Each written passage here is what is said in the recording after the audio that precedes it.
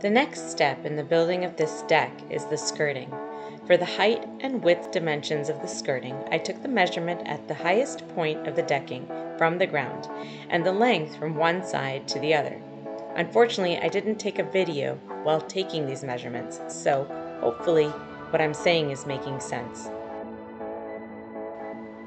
I used a pocket hole jig to drill pilot holes in the vertical pieces and then clamps to hold the vertical and horizontal pieces even while I screwed the pieces together.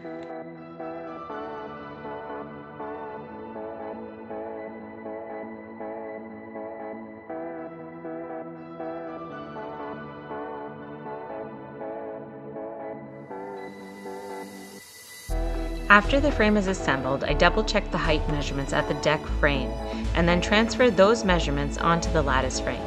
Since the ground slopes away from the house foundation, one side is going to be higher than the other, and making this cut ensures the bottom edge of the skirting has the same slope as the ground beneath it.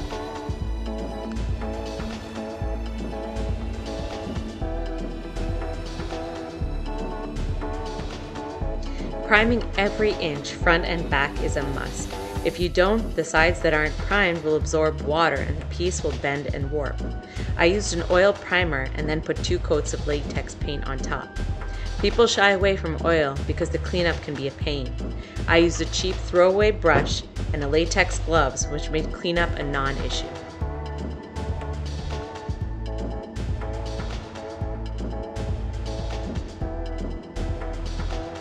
I custom made the lattice using a 5 1/4 inch thick pine board. I cut each board to the length I needed and proceeded to rip 1/4 inch pieces from it.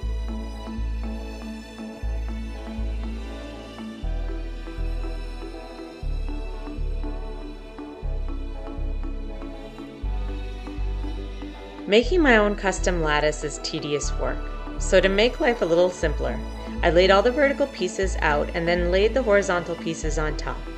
I used scrap pieces as spacers for the longer horizontal pieces. I used glue on the ends and then stapled with a pneumatic stapler.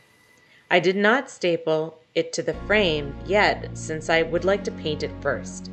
I proceeded to staple the intersection of every other vertical piece to the horizontal piece on top. In hindsight, I should have also used glue on the rest of the pieces too. The kids have knocked their basketball into the skirting more than a few times, and some of the pieces have come loose.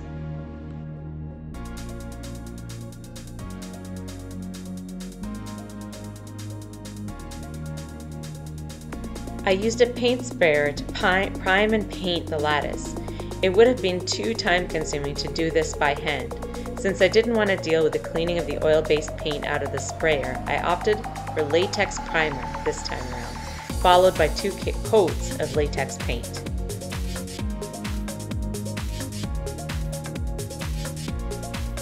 There is no way I would have DIY'd the lattice if I didn't have access to a pneumatic stapler, nailer, and paint sprayer.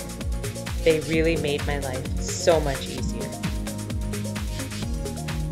I attached the lattice using the finishing nailer and then installed it to the base of the deck using exterior trim head screws to give it a clean look.